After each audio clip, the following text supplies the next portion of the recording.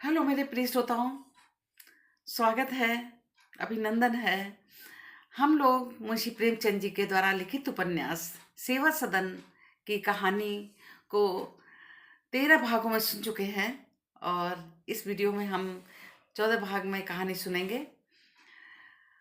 हमने इसके पहले कहानी को सुना कि सदन का विवाह तय हो गया है और वो शोभा से तय हुआ है। और इधर पद्म सिंह जो सदन के चाचा हैं और विट्ठल नाथ जो एक समाज सेवक हैं, वो जो वैश्यावृत्ति अपना रखी है जिन स्त्रियों ने, उनको कार्य दिलाने की कोशिश कर रहे हैं जिससे वो अपने कार्यों में लग करके जो ये पाप कुंड है जिसमें गिर गई हैं, इससे बाहर निकले। और समाज जो दूषित हो रहा है, जिसका प्रभाव हमारे समाज में बच्चों पर और बड़ों पर पड़ता है, तो वो समाप्त हो जाए। इधर सदन का विवाह तय हो जाता है तो सदन के पिता कहते हैं कि शादी में जो है डांस वांस करवाया जाए, क्योंकि उसके बिना इज्जत नहीं आकी जाती है कि लोग कहेंगे खर्चा नहीं कर रहे हैं, और खर्चे से ही बड़े छोटे पैसे वालों का हिसाब लगाता है समाज। पदम सिंह समझाते हैं कि इसकी जगह पर यदि कंबल बांट दिए जाए गरीबों में, एक कुआं खुदवा दिया जाए जिससे लोग बहुत दिनों तक याद करेंगे। किसी तरह से वो सदन के पिता को तैयार करते हैं। और इधर उमानाथ, जिन्होंने अपनी भांजी शोभा का विवाह तय किया था सदन से, वो जाते हैं और किसी तरह से पैसे का इंतजाम करते हैं और सदन का फलदान करके आते हैं। इस तरह से तैयारियां आरंभ हो जाती हैं और आगे की कहानी जो है हम लेखक के शब्दों में सुनते हैं। शहर की म्यूनिसिपैलिटी में कुल 18 सभासद थे। उनमें 8 मुसलमान थे और 10 हिंदू। सुशिक्षित मेंबरों की संख्या अधिक थी, इसीलिए शर्मा जी को विश्वास था कि म्यूनिसिपैलिटी में वेश्याओं को नगर से बाहर निकाल देने का प्रस्ताव स्वीकृत हो जाएगा। वे सब सभासदों से मिल चुके थे और इस विषय में उनकी शंकाओं का समाधान कर चुके थे, लेकिन मेंबरों में कुछ ऐसे सज्जन भी थे जिनकी ओर से घोर विरोध होने का भय था। वे लोग बड़े व्यापारी, धनवान, प्रभावशाली मनुष्य थे, इसलिए शर्मा जी को यह भय भी था कि शेष मेंबर उनके दबाव में ना आ जाएं। हिंदुओं में विरोधी दल के नेता सेठ बलभद्र दास थे और मुसलमानों में हाजी हाशिम। जब तक विट्ठल दास इस आंदोलन के कर्ता धर्ता थे, तब तक इन लोगों ने उसकी ओर से कुछ ध्यान न दिया था, लेकिन जब पद्म सिंह और म्यूनिसिपैलिटी के अन्य कई मेंबर इस आंदोलन में सम्मिलित हो गए थे, तब से सेठ जी और हाजी साहब के पेट में चूहे दौड़ रहे थे। उन्हें मालूम हो गया था कि शीघ्र ही यह मंतव्य सभा में उपस्थित होगा, इसीलिए दोनों महाशय अपने पक्ष में को स्थिर करने के लिए तत्पर रहते थे। पहले हाजी साहब ने मुसलमान मेंबरों को एकत्र किया। हाजी साहब का जनता पर बड़ा प्रभाव था, वह शहर के समस्त मुसलमानों के नेता समझे जाते थे। शेष 7 मेंबरों में मौलाना तेग अली एक इमाम बाड़े के वली थे, मुंशी अबुल फजा इत्र और तेल के कारखाने के मालिक थे। बड़े बड़े शहरों में उनकी कई दुकानें थीं। मुंशी अब्दुल लतीफ़ एक बड़े जमींदार थे, लेकिन बहुधा शहर में रहते थे। कविता में प्रेम था और स्वयं अच्छे कवि थे। शाकिर बेग और शरीफ हसन वकील थे। उनके सामाजिक सिद्धांत बहुत उन्नत थे। सैयद शफकत अली पेंशनर डिप्टी कलेक्टर थे और खां साहब शोहर तखां प्रसिद्ध हकीम थे। ये दोनों महाशय सभा समाजों में प्राय पृथक रहते थे, किंतु उनमें उदारता और प्रचारशीलता कमी न थी। दोनों धार्मिक प्रवृत्ति के मनुष्य थे, समाज में उनका बड़ा सम्मान था। हाजी हशीम बोले, बिरादराने वतन की नई चाल आप लोगों ने देखी? वाह अल्लाह, उनको सुस्ती खूब है। बगली घूसे मारना कोई इनसे सीख ले। मैं तो उनसे रेशाद वानियों से इतना बदजन हो गया हूँ कि अगर उनकी नेक नीति पर ईमान लाने में नजात भी होती तो न लाऊं। अबुल वफा ने फरमाया, अगर अब खुदा के फजल से हमको भी अपने नफ़े नुकसान के एहसास होने लगा, ये हमारी तादाद को घटाने की सरी कोशिश है। तवाइफे 90% मुसलमान हैं जो रोजे रखती हैं, इजादारी करती हैं, मौलूद और उस करती हैं। हमको उनके जाति फेलों से कोई बहस नहीं। नेक व बद की सजा व जजा देना खुदा का काम है। हमको सिर्फ उनकी तादाद से गरज है। तेग अली बोले, मगर उनकी तादाद क्या इतनी ज़्यादा है, उससे हमारे मजमूई वोट पर कोई असर पड़ सकता है? अबुल फजा, कुछ ना कुछ तो ज़रूर पड़ेगा। हाँ हाँ, वह कम हो या ज़्यादा। बिरादराने वतन को देखिए, यह डोमडों तक को मिलाने की कोशिश करते हैं, उनके साए से परहेज करते हैं, उन्हें जानवरों से भी ज़्यादा जलील समझते हैं, मगर महज अपने पॉलिटिकल मफाद के लिए उन्हें अपने कौमी जिस्म का एक अजो बनाए हुए हैं। डोमडों का शुमार जयराम पेशा अक़वाम में है।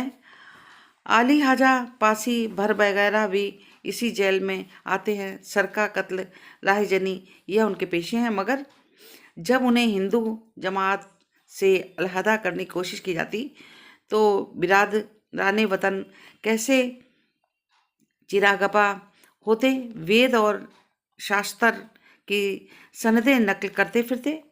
हमको इस मामले में उन्हीं से सबक लेना चाहिए। सैयद शफकत अली ने विचारपूर्ण भाव से कहा, इन जरायम पेशा अक़वाम के लिए गवर्नमेंट ने शहरों में खित्ते अलहदा कर दिए, उन पर पुलिस की निगरानी रहती है। मैं खुद अपने दौराने मुलाजिमत में उनकी नकल व हरकत का रिपोर्ट लिखा करता हूँ, मगर मेरे ख्याल में किसी जिम्मेदार हिंदू ने गवर्नमेंट के इस तर्जे अमल की मुखालिफत नहीं की। हालांकि मेरी निगाह में सरका, कत्ल वगैरह इतने मकरूह फेल नहीं हैं जितनी अस्मत फरोशी। डोमनी भी जब अस्मत फरोशी करती है तो वह अपने बिरादरी से खारिज कर दी जाती है। अगर किसी डोम या भर के पास काफ़ी दौलत हो तो वह इस हुस्न के खुले हुए बाजार में मनमाना सौदा खरीद सकता है। खुदा हुआ दिन ना लाए कि हम अपने पॉलिटिकल मफाद के लिए इस हद तक जलील होने पर मजबूर हों। अगर इन तवाइफों की दीनदारी के तुफैल में सारे इल्फाम को खुदा जन्नत अता करे तो मैं दोजख में जाना पसंद करूँगा। अगर इनकी तादाद भी बिना पर हमको इस मुल्क की बादशाही भी मिलती हो तो कबूल ना करूं। मेरी राय तो यह है कि इन्हें मरकज शहर से ही नहीं, हुदूद शहर के खारिज कर देना चाहिए। हकीम शोहरत खां बोले, जनाब मेरी बस चले तो मैं इन्हें हिंदुस्तान से निकाल दूं, इनसे एक जजीरा अलग आबाद करूं। मुझे इस बाजार से खरीदारों के अक्सर सबिका रहता है। अगर मेरी मजहबी अकायद में फ़र्क ना आए तो मैं ये कहूँगा कि तवाइफें हैजे और ताउन का अवतार है। हैजा 2 घंटे काम तमाम कर देता है, प्लेग 2 दिन में, लेकिन जहन्नुमी हस्तियाँ रुला रुला कर घुला घुला कर जान मारती हैं। मुंशी अबुल वफा साहब उन्हें जन्नती हूर समझते हैं, लेकिन ये वे काली नागिनें हैं जिनकी आंखों में जहर है। ये वे चश्मे हैं जहाँ वो जरायम के सोते निकलते हैं। कितनी ही नेक बीबियाँ उनकी बदौलत खून के आंसू रो रही हैं, कितने ही शरीफ जादे उनकी बदौलत खस्ता व ख्वार हो रहे हैं। यह हमारी बदकिस्मती है। बेशतर तवाइफें अपने को मुसलमान कहती हैं। शरीफ हसन बोले, इसमें तो कोई बुराई नहीं, वह अपने को मुसलमान कहती हैं। बुराई यह है इस्लाम भी उन्हें रास्ते पर लाने की कोई कोशिश नहीं करता। हिंदुओं की देखा देखी इस्लाम ने भी उन्हें दायरे से खारिज कर दिया है। जो औरत एक बार किसी वजह से गुमराह हो गई उसकी तरफ इस्लाम हमेशा के लिए अपनी आंखें बंद कर लेता है। बेशक हमारा मौलाना साहब सब्ज इमामा बांधे, आंखों में सुरमा लगाए, गेसू संवारे, उनकी मजहबी तस्कीन के लिए जा पहुंचते हैं। उनके दस्तरख्वान से मीठे लुक़्मे खाते हैं, खुशबूदार खमीरे की कश लगाते हैं और उनके खसदान से मुअत्तर वीड़े उड़ाते हैं। बस इस्लाम की मजहबी कुव्वते इस्लाम यही तक ख़त्म हो जाती है। अपने बुरे फ़ैलों पर नदीम होना इंसानी खासा है। ये गुमराह औरतें पेशेतर नहीं तो शराब का नशा उतरने के बाद ज़रूर अपनी हालात पर अफसोस करती हैं, लेकिन उस वक्त उनका पछताना बेसुध होता है। उनके गुजरानी के इसके सिवा और कोई सूरत नहीं रहती। वे अपनी लड़कियों से दूसरों के दाम मोहब्बत में फंसाए और इस तरह ये सिलसिला हमेशा जारी रहता है। अगर इन लड़कियों की जायज़ और पर शादी हो सके तो उसके साथ ही उनके परवरिश की सूरत भी निकल आए, तो मेरे ख्याल में ज़्यादा नहीं तो 75% तवाइफ़ें इसे खुशी से कबूल कर लें। हम चाहें खुद कितने ही गुनहगार हों, पर अपनी औलाद को हम नेक रस्तबाज देखने को तमन्ना रखते हैं। तवाइफ़ों को शहर में खारिज कर देने से उनकी इस्लाह नहीं हो सकती। इस ख्याल को सामने रखकर मैं इखराज की तहरीफ पर एतराज करने की जुर्रत कर सकता हूँ, पर पॉलिटिकल मफाद की बिना पर मैं उसकी मुखालिफत नहीं कर सकता। मैं किसी फ़ैल को कौमी ख्याल से पसंदीदा नहीं समझता जो इखलाकी तौर पर पसंदीदा ना हो। तेग अली बोले, बंदा नवाज संभल कर बातें कीजिए, ऐसा न हो आप पर कुफ्र का फतवा सादर हो जाए। आजकल पॉलिटिकल मफाद का जोर है, हक और इंसाफ का नाम ना लीजिए। अगर आप मुदर्रिस हैं तो हिंदू लड़कों को फेल कीजिए, तहसीलदार हैं तो हिंदुओं की टैक्स लगाइए, मजिस्ट्रेट हैं तो हिंदुओं को सजाएं दीजिए, सब इंस्पेक्टर पुलिस हैं तो हिंदुओं पर झूठे मुकदमे दायर कीजिए, तहकीकात करने जाइए तो हिंदुओं के बयान गलत लिखिए। अगर आप चोर हैं तो किसी हिंदू के घर डाका डालिए। अगर आपको हुस्न या इश्क का जब्त है तो किसी हिंदू नाज़नीन को उड़ाइए। तब आप कौम के खादिम, कौम के मुहकिन, कौमी किश्ती के नाखुदा सब कुछ हैं। हाजी हाशिम बुड़बड़ाए, मुंशी अबुल वफा के तेवरों पर बल पड़ गए। तेग अली की तलवार ने उन्हें घायल कर दिया। अबुल वफा कुछ कहना चाहते थे कि शाकिर बेग बोल पड़े, भाई साहब, ये तंज का मौका नहीं है। हम अपने घर में बैठे हुए एक अमल के बारे में दोस्ताना मशवरा कर रहे हैं। जवाने तेज मसलहत के हक में जहरे कातिल हैं। मैं शाहिदान तन्नाज को निजाम तमुद्दीन में बिल्कुल बेकार या मायर शर नहीं समझता। आप जब कोई मकान तामीर करते हैं तो उसमें बददौर बनाना ज़रूर ख्याल करते हैं। अगर बदरौर ना हो तो चंद दिनों में दीवारों की बुनियादें हिल जाएं। इस फ़िरके की सोसाइटी का बदरौर समझना चाहिए, और जिस तरह बदरौर मकान के नुमाया हिस्से में नहीं होती बल्कि निगाह से पोशीदा एक गोशे में बनाई जाती है, इसी तरह इस फ़िरके को शहर के मुरफ़िजा मुकामात से हटाकर किसी गोशे में आबाद करना चाहिए। मुंशी अबुल वफा पहले के वाक्य सुनकर खुश हो गए थे, पर नाली की उपमा पर उनका मुंह लटक गया। हाजी हाशिम ने नाराज से अब्दुल लतीफ़ को ओर देखा, जो अब चुपचाप बैठे हुए थे। बोले, जनाब, कुछ आप भी फरमाते हैं? दोस्ती के बहाव में आप भी नहीं बह गए? अब्दुल लतीफ़ बोले, जनाब, बंदा को ना इत्तेहाद से दोस्ती ना मुखालफत से दुश्मनी। अपना मुशरिब तो सुलह कुल है। मैं अभी यही तय नहीं कर सका कि आलमों बेदारी में हूँ या ख्वाब में। बड़े बड़े आलिमों को एक बेसिर पैर की बात की तायद में जमी और आसमान के मुलाके मिलाते देखता हूँ। क्यों कर बाबर करूँ कि बेदार हूँ। साबुन, चमड़े और मिट्टी के तेल की दुकानों से आपको कोई शिकायत नहीं। कपड़े, बर्तन आदियात की दुकानें चौक में हैं। आप उनको मुतलक बेमौका नहीं समझते? क्या आपकी निगाहों में हुस्न की इतनी बड़ी बकवत है?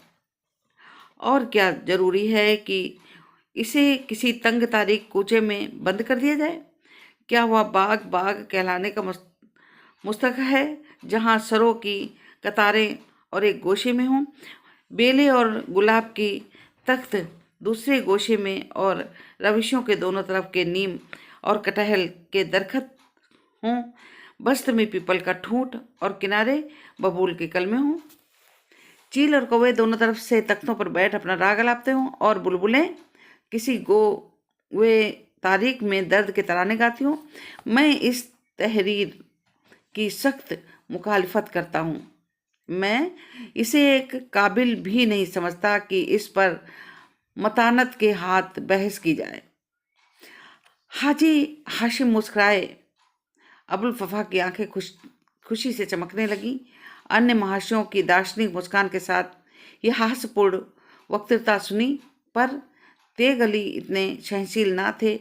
तीव्र स्वर में बोले, क्यों गरीब परवर, अब की बोर्ड में यह तजवीज़ क्यों न पेश की जाए कि म्यूनिसिपलिटी एंड चौक पे खास एहतमाम के साथ मीना बाजार आरास्ता करे, और जो हजारत इस बाजार को सैर की तशरीफ ले जाए, उन्हें गवर्नमेंट की जानिब से खुश नुदी मिजाज का परवाना अदा किया जाए।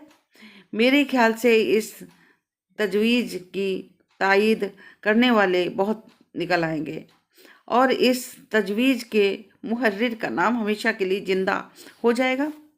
उसकी तफात के बाद उसके मजार पर उर्स होंगे, और वह अपने गोश ए लहद में पड़ा हुस्न की बहार लूटेगा और दिल पजीर नगमे सुनेगा। मुंशी अब्दुल लतीफ़ का मुंह लाल हो गया। हाजी हाशिम ने देखा कि बात बढ़ी जाती है, तो बोले, मैं अब तक सुना करता था कि वसूल तो कोई चीज़ है, मगर आज मालूम हुआ कि महज एक वहम है। अभी बहुत दिन नहीं हुए, आप ही लोग इस्लामी वजायफ का डेपुटेशन लेकर गए थे। मुसलमान कैदियों के मजहबी तस्कीन की तजवीज़ें कर रहे थे, और अगर मेरा हाफिजा गलती नहीं करता तो आप ही लोग उन मौक़ों पर पेश नज़र आते थे, मगर आज एकाएक इनकलाब नज़र आता है। खैर, आपका तलब्बुन आपको मुबारक रहे। बंदा इतना सहल यकीन नहीं है। मैंने ज़िंदगी का वसूल बना लिया है कि बिरादराने वतन की हर एक तजवीज़ की मुखालफियत करूँगा, क्योंकि मुझे उससे किसी बेहूदी की तवक्को नहीं है। अबुल फफा ने कहा, अली हाजा, मुझे रात को आफताब का यकीन हो सकता है, पर हिंदुओं की नेक नियति पर यकीन नहीं हो सकता।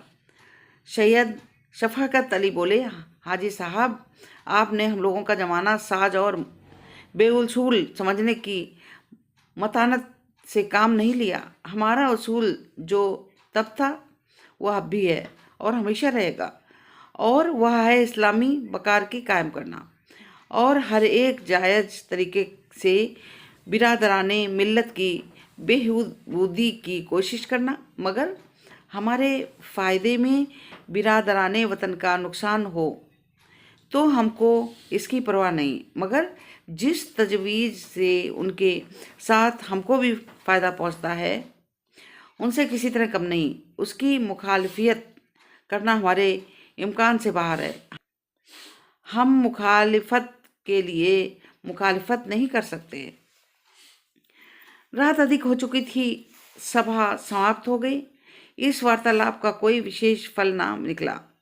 लोग मन में जो पक्ष स्थित करके घर से आए थे उसी पक्ष में डटे रहे। हाजी हाशिम को अपने विजय का जो पूर्ण विश्वास था उसमें संदेह पड़ गया। इस प्रस्ताव के विरोध में हिंदू मेंबरों को जब मुसलमानों का हाल मालूम हुआ तो उनके कान खड़े हो गए। उन्हें मुसलमानों से जो आशा थी वो भंग हो गई। कुल 10 हिंदू थे। सेठ बलभद्रदास चेयरमैन, डॉक्टर श्यामाचरण बाईस चेयरमैन, लाला चिम्मन लाल और दीनानाथ तिवारी व्यापारियों के नेता थे। पद्म सिंह और रुस्तम भाई वकील थे। रेशम दत्त कॉलेज के अध्यापक, लाला भगत राम ठेकेदार, प्रभाकर राव हिंदी जगत के संपादक और कुंवर अनिरुद्ध बहादुर सिंह जिले के सबसे बड़े जमींदार थे। चौक की दुकानों में अधिकांश बलभद्रदास और चिमनलाल की थी। दाल मंडी में दीनानाथ के कितने ही मकान थे। तीनों महाशय इस प्रस्ताव के विपक्षी थे। लाला भगत राम का काम चिमनलाल की आर्थिक सहायता से चलता था, इसीलिए उनकी सम्मति भी उन्हीं की ओर थी। प्रभाकर राव, रमेश दत्त, रुस्तम भाई और पद्म सिंह इस प्रस्ताव के पक्ष में न थे। डॉक्टर श्यामाचरण और कुंवर साहब के विषय में अभी तक कुछ निश्चित नहीं हो सका था। दोनों पक्ष उनकी सहायता की आशा करते थे। उन्हीं पर दोनों पक्ष की हार जीत निर्भर थी। पद्म सिंह अभी बारात से लौटे नहीं थे। बाबू रामदयाल नहीं लौटे थे। बलभद्रदास ने इस अवसर को अपने पक्ष के समर्थन के लिए उपयुक्त समझा और सब हिंदू मेंबरों को अपने सुसज्जित बार हादरी में निमंत्रित किया। इसका मुख्य उद्देश्य ये था कि डॉक्टर साहब और कुंवर महोदय की सहानुभूति अपने पक्ष में कर ले। प्रभाकर राव मुसलमानों के कट्टर विरोधी थे। वे लोग इस प्रस्ताव को हिंदू मुस्लिम विवाद का रंग देकर प्रभाकर राव को भी अपनी ओर से खींचना चाहते थे। दीनानाथ तिवारी बोले, हमारे मुसलमान भाइयों ने तो इस विषय में बड़ी उदारता दिखाई, पर इसमें गूढ़ रहस्य है। उन्होंने एक पंथ दो काज वाली चाल चली है। एक ओर तो समाज सुधार की नेकनामी हाथ आती है, दूसरी ओर हिंदुओं को हानि पहुंचाने के नाम पर बहाना मिलता है। ऐसे अवसर पर वे कब चूकने वाले थे? चिमनलाल बोले, मुझे पॉलिटिक्स से कोई वास्ता नहीं और ना मैं इसके निकट आता हूँ, लेकिन मुझे ये कहने का तनिक भी संकोच नहीं कि हमारे मुस्लिम भाइयों ने हमारी गर्दन की बुरी तरह पकड़ी है। दाल मंडी और चौक के अधिकांश मकान हिंदुओं के हैं। यदि बोर्ड ने यह स्वीकार कर लिया तो हिंदुओं को मटीमेट हो जाएगा। छिपे छिपे चोट करना कोई मुसलमान से सीखे। अभी बहुत दिन नहीं बीते कि सूद की आड़ में हिंदुओं पर आक्रमण किया गया था। अब वह चाल पट पड़ गई तो यह नया उपाय सोचा। खेद है कि हमारे कुछ हिंदू भाई उनके हाथों की कठपुतली बने हुए हैं। वे नहीं जानते कि अपने दुरुत्साह से अपनी जात को कितना हानि पहुंचा रहे हैं। स्थानीय काउंसिल में जब सूद का प्रस्ताव उपस्थित था तो प्रभाकर राव ने उसका घोर विरोध किया था। चिमनलाल ने उसका उल्लेख करके वर्तमान विषय को आर्थिक दृष्टिकोण से दिखाकर प्रभाकर राव को नियम विरुद्ध करने की चेष्टा की। प्रभाकर राव ने विवश नेत्रों से रुस्तम भाई की ओर देखा और मानो उनसे कह रहे थे, मुझे ये लोग ब्रह्म फांस में डाल रहे हैं, आप किसी तरह मेरा उद्धार कीजिए। रुस्तम भाई बड़े निर्भीक स्पष्टवादी पुरुष थे। वे चिमनलाल का उत्तर देने के लिए खड़े हो गए और बोले, मुझे यह देखकर शौक हो रहा है कि आप लोग एक सामाजिक प्रश्न को हिंदू मुसलमानों के विवाद का स्वरूप दे रहे हैं। सूद के प्रश्न को भी यही रंग देने की चेष्टा की गई थी। ऐसे राष्ट्रीय विषयों को विवादग्रस्त बनाने के कुछ हिंदू साहूकारों का भला हो जाता है, किंतु इसमें राष्ट्रीयता को चोट लगती है, इसका अनुमान करना कठिन है। इसमें संदेह नहीं कि इस प्रस्ताव के स्वीकृत होने से हिंदू साहूकारों को अधिक हानि पहुंचेगी, लेकिन मुसलमानों पर भी इसका प्रभाव अवश्य पड़ेगा। चौक और दाल मंडी में मुसलमानों की दुकानें कम नहीं हैं। हमको प्रतिवाद या विरोध की धुन में अपने मुसलमान भाइयों की नीयत की सच्चाई पर संदेह न करना चाहिए। उन्होंने इस विषय में जो कुछ निश्चय किया वह सार्वजनिक उपकार के विचार से किया है। अगर हिंदुओं को इसमें अधिक हानि हो रही हो तो यह दूसरी बात है। मुझे विश्वास है कि मुसलमानों की इससे अधिक हानि होती है, तब भी उनका यही फैसला होता। अगर आप सच्चे हृदय से मानते हैं कि प्रस्ताव एक सामाजिक कुप्रथा के सुधार के लिए उठाया जा रहा है तो आपको उसके स्वीकार करने में कोई बाधा नहीं होनी चाहिए, चाहे धन की कितनी हानि हो। आचरण के सामने धन का कोई महत्व नहीं होना चाहिए। प्रभाकर राव को धैर्य हुआ, बोले, बस यही मैं कहने वाला था। अगर थोड़ी सी आर्थिक हानि से एक कुप्रथा का सुधार हो रहा है तो वह हानि प्रसन्नता से उठा लेनी चाहिए। आप लोग जानते हैं कि हमारी गवर्नमेंट का चीन से अफीम का व्यापार करने में कितना लाभ था। 18 करोड़ से कुछ अधिक ही थे, पर चीन में अफीम खाने की कुप्रथा मिटाने के लिए सरकार ने इतनी भीषण आंदोलन उठाने का जरा भी आगा पीछा नहीं देखा।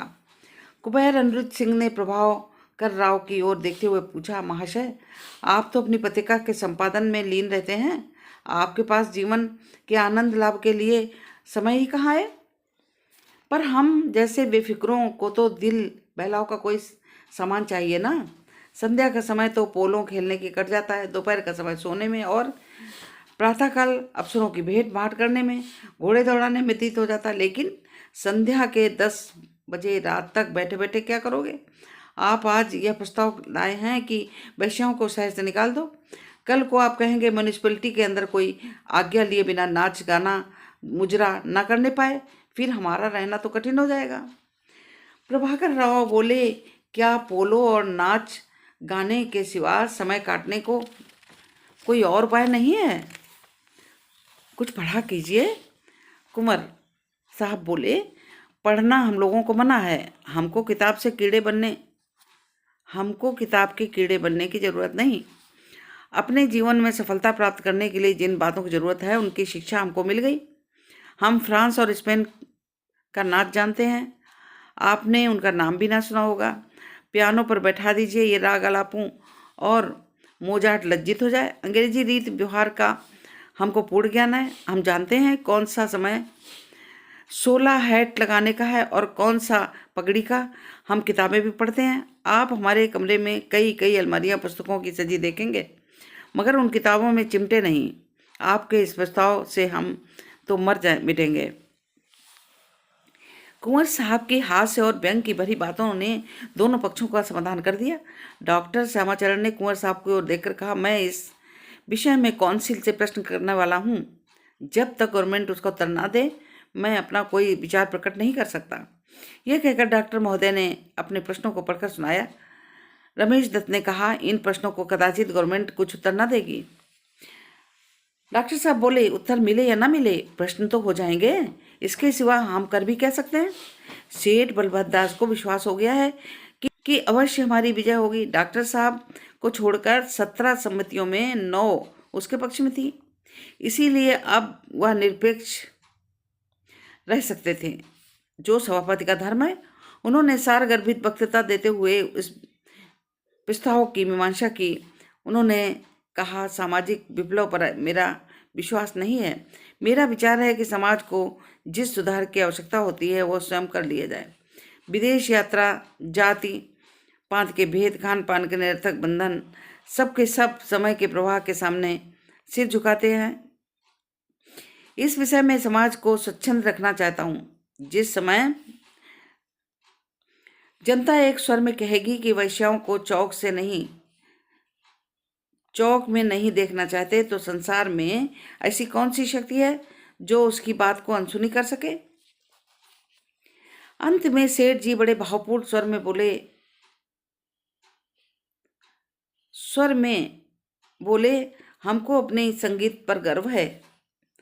जो लोग इटली और फ्रांस के संगीत से परिचित हैं, वे भी भारतीय गान के भाव, रस और आनंदमय शांति के कायल। किंतु काल की गति, वही संस्था जिसकी जड़ खोदने पर हमारे कुछ सुधारक तुले हुए हैं, इस पवित्र और स्वर्गीय धन का अध्यक्षिणी बनी हुई है। क्या आप इस संस्था का सर्वनाश करके अपने पूर्वजों के अमूल्य धन को इस निर्दयता से धूल में मिला देंगे? क्या आप जानते थे कि हम में आज भी जाति और धार्मिक भाव शेष रह गए हैं? उनका श्रेय हमारे संगीत को है, नहीं तो आज राम, कृष्ण और शिव को कोई नाम भी न जानता। हमारा बड़े से बड़ा शत्रु भी हमारे हृदय को जातीयता का भाव मिटाने के लिए इससे अच्छी और कोई चाल नहीं सोच सकता। मैं यह नहीं कहता कि वैश्याओं के समाज को हानि पहुंचती है। कोई समझदार आदमी ऐसा कहने का साहस नहीं कर सकता। लेकिन रोग निवारण मौन से नहीं, दवा से होता है। कोई कुप्रथा उपेक्षा निर्दयता से नहीं मिटती, उसका नाश शिक्षा, ज्ञान और दया से होता है। स्वर्ग में पहुंचने के लिए कोई सीधा रास्ता नहीं है, वैतरणी का सामना अवश्य करना पड़ेगा। जो लोग समझते हैं कि वह किसी महात्मा के आशीर्वाद से कूद कर स्वर्ग में जा बैठेंगे, वह उनसे अधिक हास्यास्पद नहीं है, जो समझते हैं कि चौक में वैश्याओं को निकाल देने से भारत का सब दुख दरिद्र मिट जाएगा और एक नवीन सूर्य का उदय हो जाएगा। ये उनकी भूल है।